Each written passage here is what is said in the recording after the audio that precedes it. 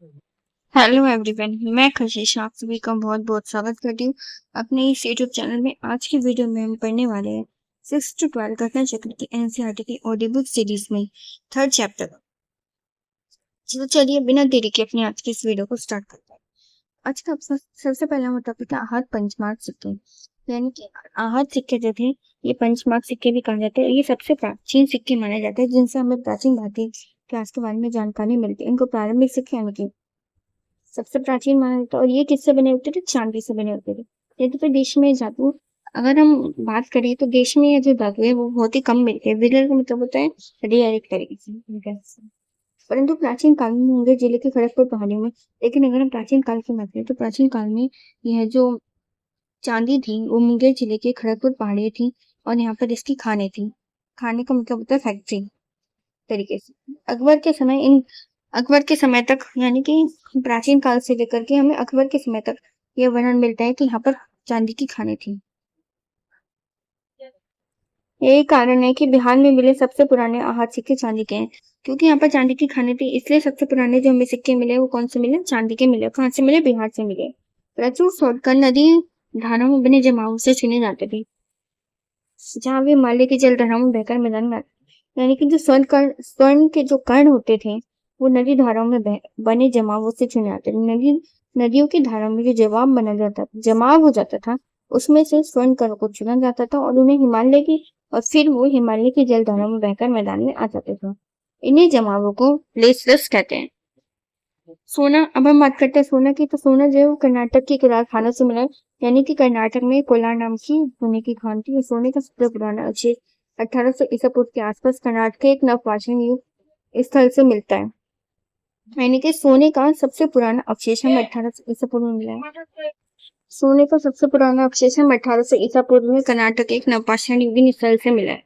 भारतीय पुरातात्विक सर्वेक्षण द्वारा हरियाणा की राखी गढ़ी, यानी कि भारतीय पुरातात्विक सर्वेक्षण जो है उन्होंने क्या खोजा है? हरियाणा में राखी गढ़ी के आभूषण। हरियाणा में राखी गढ़ी नाम का स्थल खोजा गया और यह कहा गया है कि ये 5000 वर्ष पुराना है और यहाँ से एक आभूषण की फैक्ट्री मिली गई जिसको 5000 वर्ष पूर्व की मानी जाती है। और यहाँ से 5000 वर्ष पूर्व के तांबे और सोने के आभूषण भी मिले हैं। इसका स्रोत हमें इंडिया टुडे समाचार पत्र, इस बात की जानकारी हमें इंडिया टुडे समाचार पत्र से मिलती है, जो कि 8 मई 2022 में प्रकाशित हुई थी ये समाचार पत्र। हड़प्पा संस्कृति के लोग संभवतः राजस्थान से कुछ प्राप्त करते थे, परंतु वह टिन का सीमित मात्रा में आयात मुख्यतः अफगानिस्तान से करते थे। यानी कि हड़प्पा के जो लोग थे, जो सबसे पहले की जो सभ्यता मानी जाती है, वह लोग क्या करते थे? राजस्थान से टीन को प्राप्त करते थे, लेकिन वो सीमित मात्रा में आयात अफगानिस्तान से करते थे। लेकिन टीन का आयात उनके यहाँ होता था, लेकिन वो सबसे सीमित आयात जो होते थे कि ज्यादा आयात नहीं करते थे, सीमित मात्रा में आयात करते थे। कहाँ से करते थे? अफगानिस्तान से करते थे। यही कारण है कि हड़प्पा लोग कांसे के औजारों का प्रयोग तो करते थे। यही कारण माना जाता है कि हड़प्पा लोग जो थे कांसे के औजारों का प्रयोग तो करते थे, लेकिन यहाँ पर ऐसे औजार पश्चिमी एशिया, मिस्र और क्रेट की अपेक्षा कम ही मिले। यानी कि ऐसे हड़प्पा लोग जो है वो कांसे के औजार का प्रयोग करते थे, लेकिन हड़प्पा से हमें कांसे के औजार कम मिले और यहाँ पर पश्चिमी एशिया, मिस्र और कीट की अपेक्षा ज्यादा मिले। यानी कि देखो, हड़प्पा के लोग कांसे के औजार का प्रयोग तो करते थे, लेकिन हड़प्पा से हमें कांसे के औजार बहुत कम मिले हैं। एशिया, मिस्र और कीट जैसे जगहों से हमें कांसे के औजार ज्यादा मिले। और इन औजारों ये जो औजार है इनमें टिन की मात्रा बहुत ज्यादा है, क्योंकि ये कांसे के बने होते थे और कांसा जो था वो तांबा और टीन को मिलाकर बनता था, तो इसलिए इसमें औजारों में टीन की मात्रा कम है। भारत के अधिकतर हिस्से में वास्तव में कांसे अर्थात ऐसे युग जो औजारों और हथियारों आदि कांसे के होते थे ठीक से आए ही नहीं। यानी कि अगर हम बात करें तो भारत के अधिकतर हिस्से में कांसे युग जहाँ पर औजार और हथियार कांसे के होते थे ये ठीक से आया ही नहीं।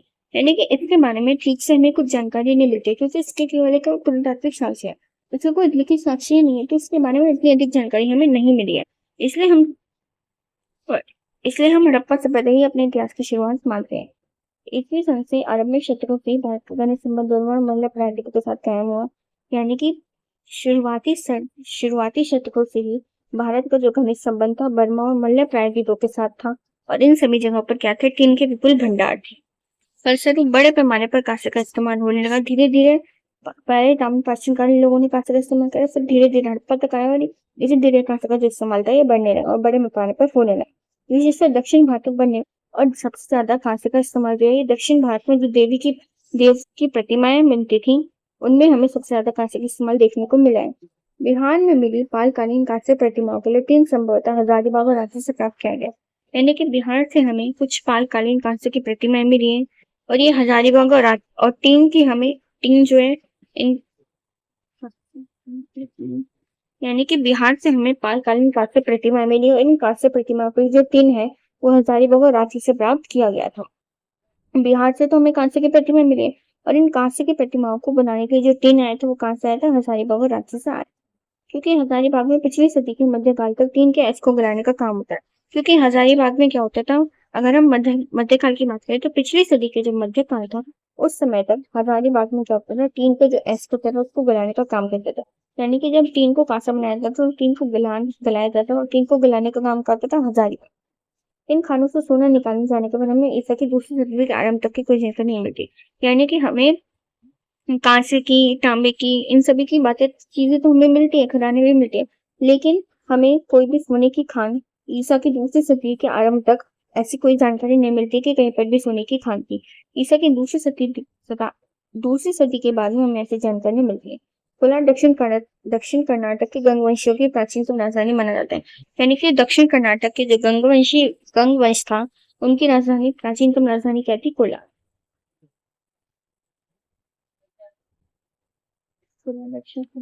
प्राचीन काल में आयोग में लाया गया अधिकांश सोना प्राप्त किया गया। प्राचीन काल में उपयोग बहुत सारे लोग जो थे वो सोने का उपयोग अधिकांश मात्रा में करते थे। जैसे कि मध्य एशिया और रोमन साम्राज्य में अधिकांश किसका उपयोग होता था? सोने का। इससे स्वर्ण मुद्रा का नियमित प्रचलन ईसा की आरंभिक 5 सदी में हुआ था। इसलिए क्या होता है कि जो सोने की मुद्रा थी इनका प्रचलन ईसा की आरंभिक 5 सदी में हुआ। लेकिन लंबी अवधि तक स्वर्ण मुद्रा चलाते रहने के लिए यहाँ पर पर्याप्त स्रोत नहीं थे।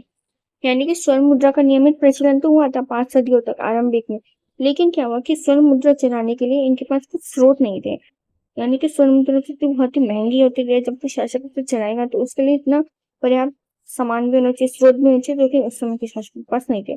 इसलिए बाहर से सोने का आयात बंद होती है स्वर्ण, क्योंकि सोने की इतनी खदानें भी इस समय भारत में नहीं थी, बाहर से सोने को मंगाया जाता है।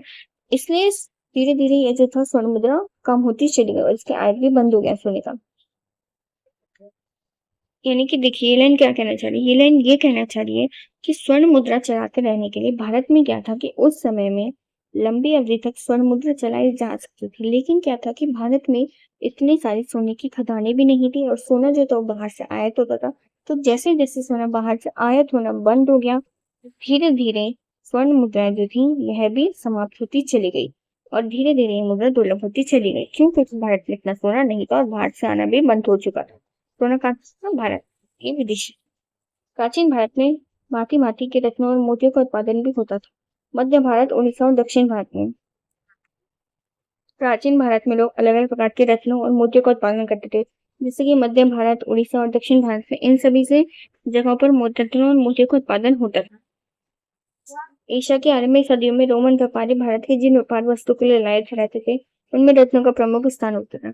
यानी कि आरंभिक सदियों में रोमन व्यापारी जो थे ये भारत की जिन व्यापार वस्तुओं के लिए लायक का मतलब होता है एकदम जैसे कोई एक्साइटमेंट, उत्सुकता होती है ना बच्चे के अंदर की, बस हमें ये चाहिए, लालायित इस चीज को पाने के लिए उत्सुक टाइप का बोल सकते हैं।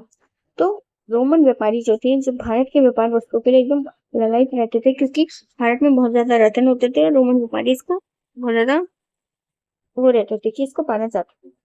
विभिन्न क्षेत्रों में पैदा होने वाली चीजों को लेन देन करने के लिए बस्तियों के बीच अक्सर क्या होता था कि अलग अलग क्षेत्रों में जो लेन देन था चीजों का उसको करने के लिए बस्तियों के बीच में अच्छे संबंध स्थापित किए जाते थे। क्वेश्चन ऑफ द डे है कि आप लोग को बताना है कि हड़प्पा वासी सोने का आयात कहाँ से करते थे। ऐसे लेन देन से व्यापार का जन्म होता था और संपर्क सूत्र व्यापारिक मार्गों में बदले जाते थे। यानी कि क्या होता था, जब लेन देन होता था तो व्यापार भी होगा और संपर्क सूत्र यानी कि जो कम्युनिकेशन है वो बढ़ता जाता था, व्यापारिक मार्ग भी बढ़ते चले। व्यापार से लोगों के बीच में आवागमन को बढ़ावा मिलता है। व्यापार से किसको बढ़ावा मिलता है? आवागमन को। व्यापारी एक स्थान से दूसरे स्थान तक जाते थे और लोगों में आपसी मेल मिलाप बढ़ता था। सबसे पहले एक स्थान से दूसरे स्थान तक यात्रा करने वाले पशुचारी थे। यानी कि सबसे पहले जो लोग एक स्थान से दूसरे स्थान तक यात्रा करते थे वे लोग कौन थे? पशुचारी। पशुचारी वो व्यक्ति होते हैं जो अपने पशुओं को लेकर जाते हैं, घर पर चराते हैं। ये पशुओं को चारा खिलाने के लिए कहीं और लेकर जाते थे। पशुओं को विभिन्न चारागाहों यानी कि चारागाह नाम की जगह होती थी जहाँ पर पशुओं को चारा होता था। वे अपने पशुओं को लेकर जाते थे और इन्हीं लोगों ने सबसे पहले एक स्थान से दूसरे स्थान पर यात्रा करी।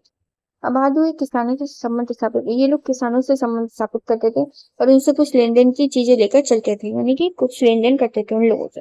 लेन ऐसे लेन देन में इनको सफलता नहीं मिली और धीरे धीरे लेन देन के काम का जिम्मा क्या हुआ कि धीरे धीरे लेन देन जो था वो घटता चला गया और इसका पूरा जिम्मा व्यापारियों ने ले लिया। और जिससे वाणिज्य व्यवसाय को भी बढ़ावा मिला। वाणिज्य व्यवसाय का मतलब होता है कमर्शियल व्यापार, यानी कि एक कंट्री का दूसरी कंट्री से व्यापार होता है कमर्शियल लेवल पर। तो धीरे धीरे कमर्शियल लेवल का जो व्यापार था वो बढ़ता चला गया। इतिहास के विकास में प्रमुख भूमिका अदा करने वाले मनुष्य का महत्वपूर्ण कार्य, यानी कि इतिहास के विकास में मनुष्य ने कौन कौन सी महत्वपूर्ण भूमिका निभाई।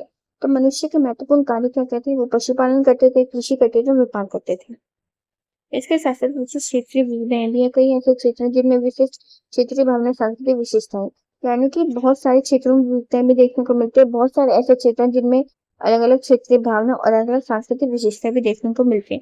इन अलग अलग इकाइयों से विशाल राज्य और साम्राज्य का उदय हुआ और समय समय समय पाकर ये विभिन्न होते चले गए, यानी कि धीरे धीरे क्या हुआ, एक ही इकाई पर कोई साम्राज्य आया, कोई राज्य आया, फिर धीरे धीरे उसका पतन हुआ, फिर धीरे धीरे अन्य राजा आए। तो यानी कि उदय और पतन ये चलता रहा, धीरे धीरे कमजोर होते चले गए और फिर उनकी जगह पर दूसरे आते गए। ठीक है। कुछ इतिहासकारों ने इसे परस्पर क्रिया प्रति करने वाले केंद्रीकरण की केंद्रीय शक्ति के रूप में परिभाषित किया, यानी कि कुछ इतिहासकारों ने क्या किया कि ये क्रिया प्रतिक्रिया वाली केंद्रीकरण की शक्ति है। दूसरे शब्दों में एकीकरण और विघटन की शक्तियां हमेशा सक्रिय नहीं है, यानी कि एकीकरण विघटन की जो शक्ति है वो हमेशा से एक्टिव रही है। लेकिन ये कहना अधिक उपयुक्त नहीं होगा कि राज्य व्यवस्था की भारतीय पश्चिम में विजय की, यानी कि जब भारत में राज्य व्यवस्था हुई तो उसमें चक्रवर्ती अवधारणा को स्वीकार किया गया। चक्रवर्ती अवधारणा यह थी कि प्रत्येक राज्य समुचित, चक्रवर्ती अवधारणा ये कहती है कि जो भी राज्य शासन कर रहा है उसके अंदर ये आकांक्षा होनी चाहिए कि वह समूचे देश को शासन करेगा। इस प्रकार साम्राज्य का पतन होता और फिर नए साम्राज्य का होता होता और ये परंपरा जारी रही, यानी कि एक साम्राज्य उदय होता फिर इसका पतन होता, कुछ समय के बाद फिर दूसरा साम्राज्य आता है, ये परंपरा जारी रही। यहाँ तक कि उत्तर पश्चिम के प्रारंभिक विजेता जैसे भारतीय, यूनानी, शक, पहलव, कुषाण आदि ने राज्य और साम्राज्य की स्थापना की। अगर उत्तर पश्चिम की बात करें तो काफी सारे लोग थे जिन्होंने सत्ता स्थापित की, जैसे यूनानी, शक, पहल, कुषाण, इन सभी लोगों ने अपना शासन स्थापित किया था, राज्य और साम्राज्य की स्थापना की गई। लेकिन वे राज्य व्यवस्था के भारतीय आदर्शों को अपनाने की अपनी तीव्र अभिलाषा और भारतीय समाज की, यानी कि ये लोग क्या कहते थे कि अपना शासन स्थापित कर लेते, लेकिन जो भारतीय आदर्श थे उनको अपनाने की तीव्र, इनकी जो अभिलाषा थी वो बहुत तीव्र थी कि हम भारतीय आदर्शों को अपने और भारतीय समाज की मुख्य धारा में खुद को सम्मिलित करने की इच्छा भी प्रकट करते थे, जिसमें ये कभी भी नहीं चूकते थे।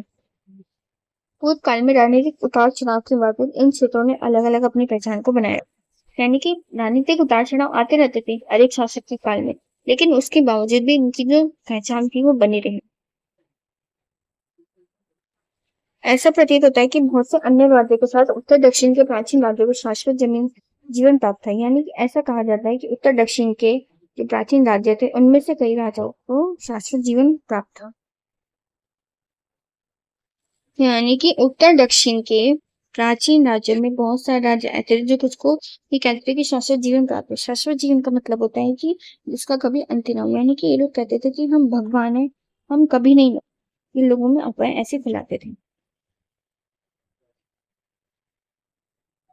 अब हम बात कर रहे थे कि हमें उत्तर में कौन कौन से राज्य देखने को मिलते हैं जिनका उदय हुआ। तो उत्तर में कौशल, मगध, गौड़, वंग, अवंती, लाट, स्वराज इन सभी वंशों का उदय हुआ था। अगर दक्षिण की बात करें तो दक्षिण में कलिंग था, आंध्र था, महाराष्ट्र, कर्नाटक, चेर, चोल, पांड्य इन सभी का उदय हुआ था।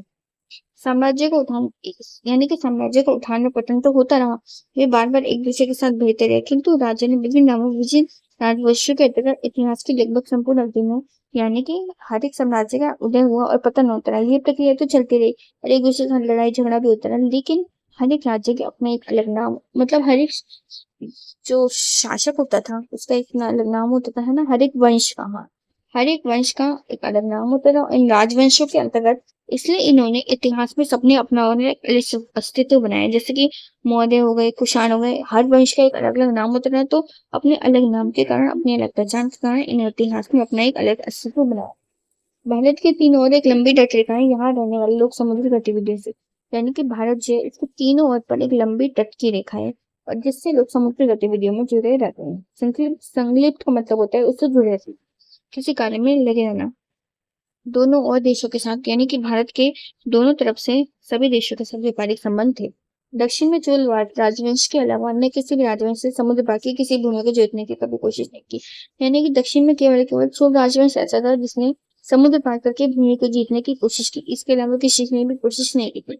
लेकिन यह कोई स्थायी कोशिश नहीं थी, यानी कि यह परमानेंट नहीं, किसी किसी ने एक ही बार टेम्परेरी करी थी। इसके विपरीत हम देखते हैं कि भारतीय ज्ञात संसार में बहुत से भागों में फैल गए थे, लेकिन दक्षिण पूर्वी यानी इसके विपरीत हम ये देख सकते हैं कि भारत के अंदर जो ज्ञात संसार था वो बहुत सारे भागों में फैल गए थे। दक्षिण पूर्वी एशिया में वियतनाम, इंडोनेशिया, कंबोडिया, इन सभी से भी भारत का व्यापार जो था बढ़ता चला गया था। इन्होंने अपनी संस्कृति का प्रभाव भारत पर छोड़ा। ऐसा किसी राज्य के प्रयास से नहीं, अपितु व्यापारी और राजकुमार, यानी कि किसी राज्य के प्रयास से नहीं हुआ था कि भारत की संस्कृति का प्रभाव छोड़ा गया, व्यापार बढ़ा। व्यापारी और राजकुमार के व्यक्तिगत प्रभाव से यह हुआ था। यह जान लेना चाहिए कि ये प्रयास यूरोपीय उपनिवेशवादियों के प्रयास से बिल्कुल, यानी कि हम ये नहीं कह सकते कि ये जो प्रयास है ये यूरोपीय उपनिवेशवाद की तरह थे, बल्कि उनसे बिल्कुल अलग थे, भिन्न थे। भारतीयों ने कभी भी नरसंहार, अत्याचार को दमन, यानी कि भारत की शुरू से ही यह धारणा रही है कि वह किसी का नरसंहार नहीं करेगा, किसी पर अत्याचार नहीं करेगा, किसी का दमन नहीं करेगा। भारत ने कभी भी इस प्रकार की कोई भी कोशिश नहीं। विशाल साम्राज्य स्थापित किए। भारत के अंदर अनेक राजाओं ने अपने विशाल साम्राज्य स्थापित किए और वे उसी भूमि के भाग बन गए। उन्होंने अपने धर्म और भूगोल प्रदान किया, लेकिन उनके धर्म और दर्शन को भी आत्मसात कर दिया गया। इस प्रकार निष्कर्ष के रूप में कहा जा सकता है कि भारत की भौगोलिक विशेषताओं न केवल इसके इतिहास और इसकी संस्कृति के, बल्कि यहाँ के लोगों की मानसिकता और चिंतन को भी आकार दिया है। निष्कर्ष ये कहता है कि भारत की जो भौगोलिक विशेषताएं, इससे इसके इतिहास और इसकी संस्कृति और यहाँ के लोगों की मानसिकता और चिंतन को भी आकार मिलता है। नेक्स्ट टॉपिक आ जाता है हमारा प्राचीन भारतीय साहित्य में वर्णित, यानी कि अब हम नेक्स्ट टॉपिक माना जाता है प्राचीन भारतीय साहित्य में भारत का भूगोल।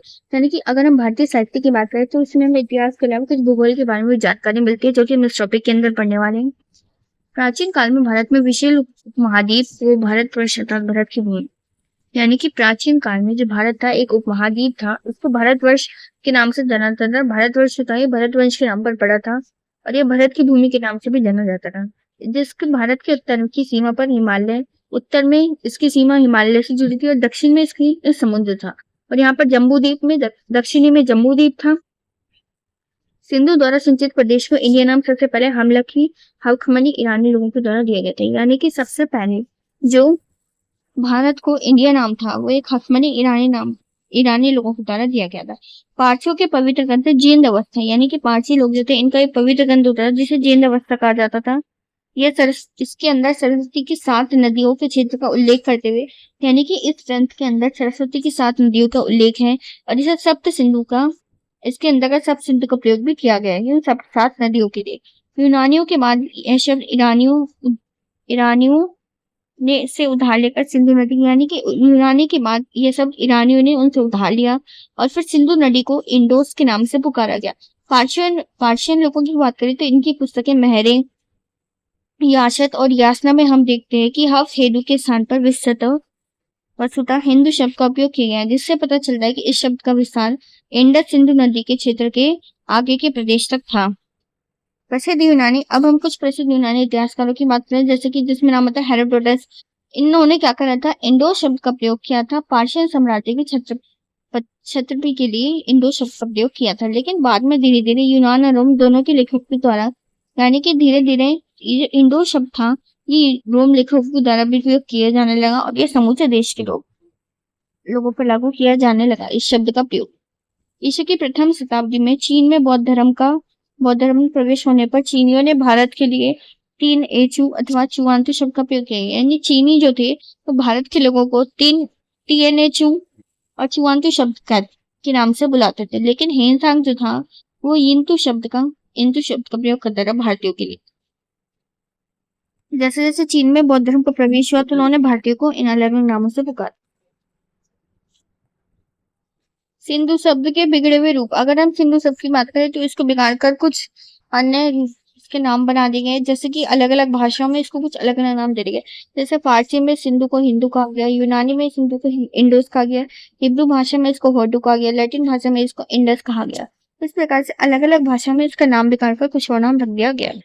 इस प्रकार के भारत के वंशज भारतीय अथवा हिंदू के नाम से जाने लगे, यानी कि जो भरत वंश था इन्हीं के नाम पर भारत का नाम पड़ा और इन लोगों को हिंदू कहा जाने लगा। भारत के जो वंशज थे, इतिसंघ कहता है कि हिंदू नाम का प्रयोग केवल उत्तरी जनजातियों के द्वारा किया जाता और स्वयं भारत के लोग, यानी कि इतिसंघ जो था, जो कि एक विदेशी यात्री था जो भारत में आया था, इन्होंने ये कहते हैं कि हिंदू नाम केवल उत्तरी जनजातियां प्रयोग करती थी और भारत के लोग भी इस हिंदू नाम के शब्द को नहीं जानते थे।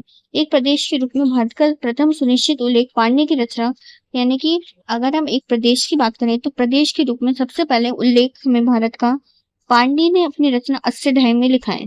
पाणिनि की अष्टध्यायी लिखने का समय 6वीं शताब्दी ईसा पूर्व का माना जाता है। उस समय भरत नाम का एक जनपद जो था, ये कम्बोज से मगध तक विशिष्ट 22 जनपदों में से एक जनपद था। उस समय तक भरत जो था, यानी कि जो मगध में 22 जनपद थे, उनमें से एक भरत नाम का भी एक जनपद था।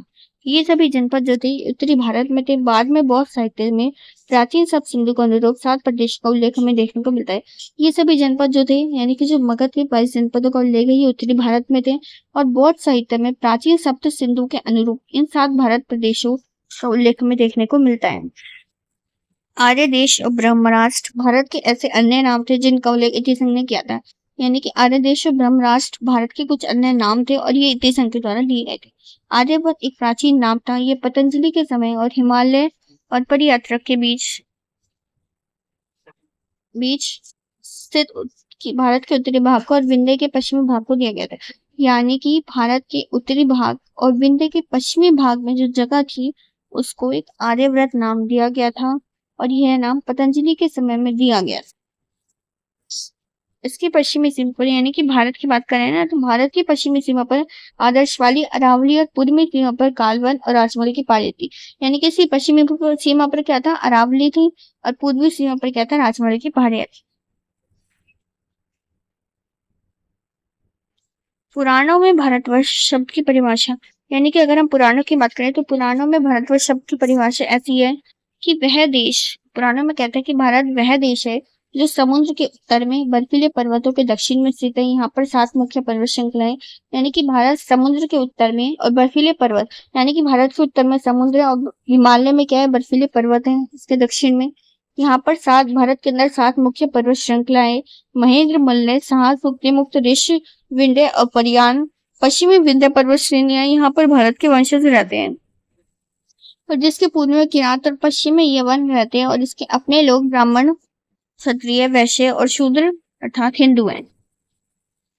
लेकिन भारतवर्ष नाम इंडिया की तरह केवल एक भौगोलिक अभिव्यक्ति नहीं है, यानी कि जिस प्रकार से हमने इंडिया पढ़ा कि इंडिया का नाम एक भौगोलिक अभिव्यक्ति के कारण पड़ा, उसी प्रकार से भारतवर्ष का नाम ऐसे नहीं पड़ा। इसका एक ऐतिहासिक महत्व है। ऋग्वेद में भरतों के देश का, ऋग्वेद में एक देश का नाम मिलता है जिसको भरतों का देश कहा जाता था। यह उनके प्रेम और सेवक की गंभीर भावनाओं का प्रतीक था, जैसा कि उनके साहित्य में व्यक्त किया गया था। यानी कि ऋग्वेद में जो ये भरतों का देश है, इसकी बात कर रहे हैं, ये कि उनकी गंभीर भावना का प्रतीक है, जिससे कि उनके साहित्य में उनका नाम आया। हिंदुओं की नित्य प्रति की साधारण प्रार्थना में से एक हिंदू से अपेक्षा की जाती थी कि वह अपनी मातृभूमि की छवि का स्मरण, यानी कि हिंदू जो थे, जो वो साधारण प्रार्थना करते थे, तो उनसे यह अपेक्षा की जाती थी कि वह अपनी मातृभूमि की छवि का स्मरण करे और 7 पवित्र नदियां गंगा, यमुना, गोदावरी, सरस्वती, नर्मदा, सिंधु और कावेरी, इन सभी को देश के रूप में करें जिनके अंतर्गत उन्हें सारा क्षेत्र शामिल है, उनकी पूजा करें। यानी कि हिंदुओं से यह अपेक्षा की जाती थी कि वे अपनी मातृभूमि, यानी कि जो उनकी मातृभूमि है इंडिया, भारत, जो भी इसकी ये लोग याद करें और जो 7 पवित्र नदियां हैं इन सभी की पूजा करें। इसके अंदर उनका सारा क्षेत्र शामिल होता है। एक अन्य प्रार्थना में इस भूमि का स्मरण 7 पूरी और पवित्र नगरों के उद्देश्य के रूप में किया गया।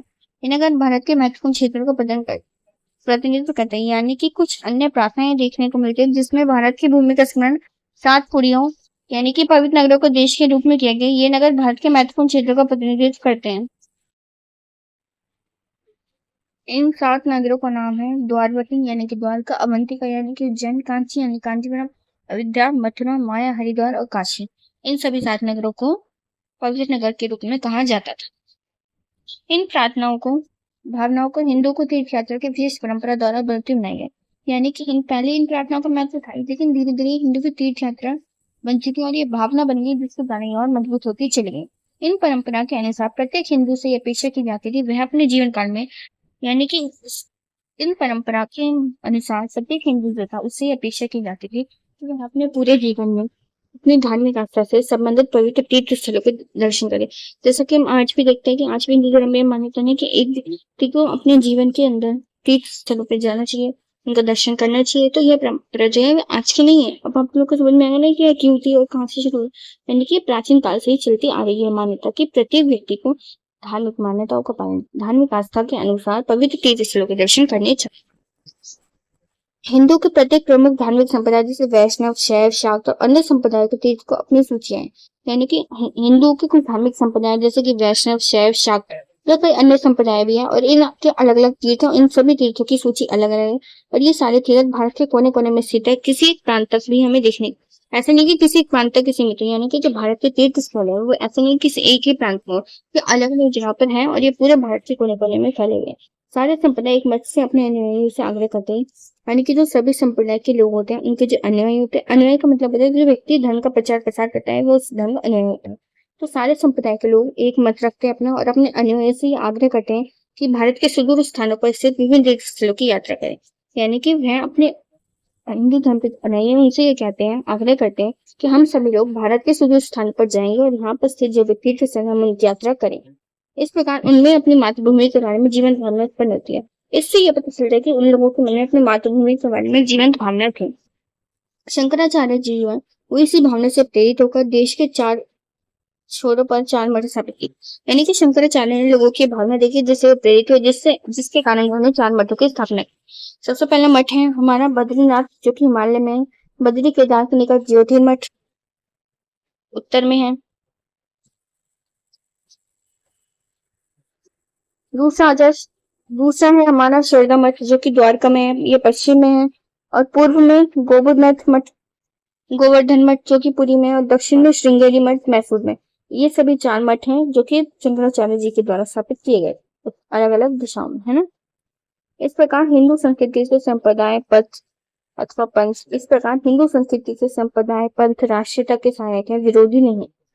भगवत पुराण और मनुस्मृति जैसे धार्मिक ग्रंथों में देश की भक्ति की भावना उत्पन्न हो गई थी। यानी कि भगवत पुराण और मनुस्मृति जैसे हमें धार्मिक ग्रंथ मिलते हैं जिससे लोगों के मन में देशभक्ति की भावना और बढ़ जाती है, जिससे भारतवर्ष के देवताओं द्वारा निर्मित भूमि को बताया गया, कहा गया है कि देवता भी पृथ्वी के इस स्वर्ग में जन्म लेने की इच्छा रखते हैं। यानी कि प्राचीन काल में ये बताया है कि पृथ्वी जो थी वो स्वर्ग जैसी थी और भारतवर्ष के देवताओं के द्वारा निर्मित की गई थी और जो देवता थे वो भी यहाँ पर इच्छा रखते थे जन्म लेने की, जिससे कि उनको यहाँ के वातावरण में आध्यात्मिक तृप्ति मिल सके। यानी कि प्राचीन समय में पृथ्वी के अंदर इतनी आध्यात्मिक तृप्ति थी कि देवता यहाँ पर जन्म लेना चाहते थे ताकि उनको भी मिल सके। और इन सब में सर्वोपरि कथन यह है कि जननी जन्मभूमि सर्वगात्री गर्यसे अर्थात माँ और मातृभूमि स्वर्ग से बढ़कर है। यानी कि उस समय में ये कथन जो था वो बहुत ही प्रचलित था और ये कहा जाता था कि मातृभूमि जो है माँ और मातृभूमि दोनों ही स्वर्ग से बढ़कर है। इन सभी प्रार्थना और उदाहरणों से हमें यह पता चलता है कि हिंदुओं ने देशभक्ति को धर्म में उच्च स्थान दिया था, कि उस समय में प्राचीन काल में हिंदुओं के मन में देशभक्ति का स्थान बहुत ही ऊंचा था। एक सुप्रतिष्ठित ब्रिटिश आलोचक के शब्दों में हिंदू भारत न केवल एक राजनीतिक इकाई स्वाभाविक रूप से प्रभुसत्ता की वस्तु मानते हैं।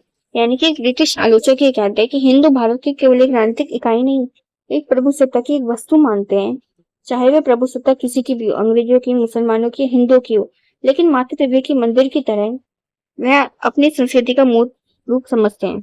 भारत को अपनी संस्कृति का प्रतीक बना लेते हैं। उनमें यानी कि भारत में जिन भी लोग ये प्रभुसत्ता आई है, चाहे वे अंग्रेजों की हो, मुसलमानों की या किसी भी अन्य धर्म हिंदुओं की हो, वह सभी लोग भारत की संस्कृति को अपना प्रतीक बना लेते हैं। इसमें अपनी आत्मा को स्वयं अपने आप को आत्मसात कर देते हैं। उनकी चेतना में यह देश अपना ही बेहतर रूप है। किंतु धर्म के अलावा प्राचीन हिंदू में राजनीतिक अनुभव में मातृभूमि की संभावना को बरकरार किया। यानी कि धर्म तो था ही, लेकिन धर्म के अलावा भी बहुत सारे राजनीतिक अनुभव थे जिनसे मातृभूमि की अवधारणा को और अधिक बल मिला।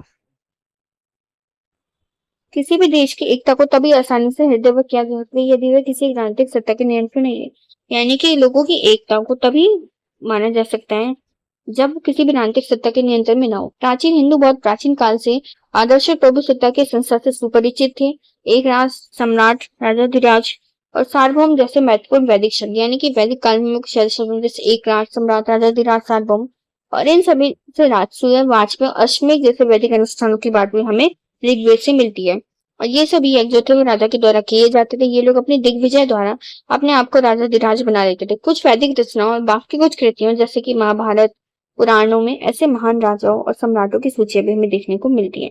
प्रागैतिक सम्राटों के अलावा ऐतिहासिक काल में भी कुछ ऐसे सम्राट हैं कि प्रागैतिक काल में तो कुछ सम्राट थे, इसके अलावा ऐतिहासिक काल में कुछ सम्राट हुए जैसे चंद्रगुप्त मौर्य, अशोक, समुद्रगुप्त, हर्ष, मिहिर भोज।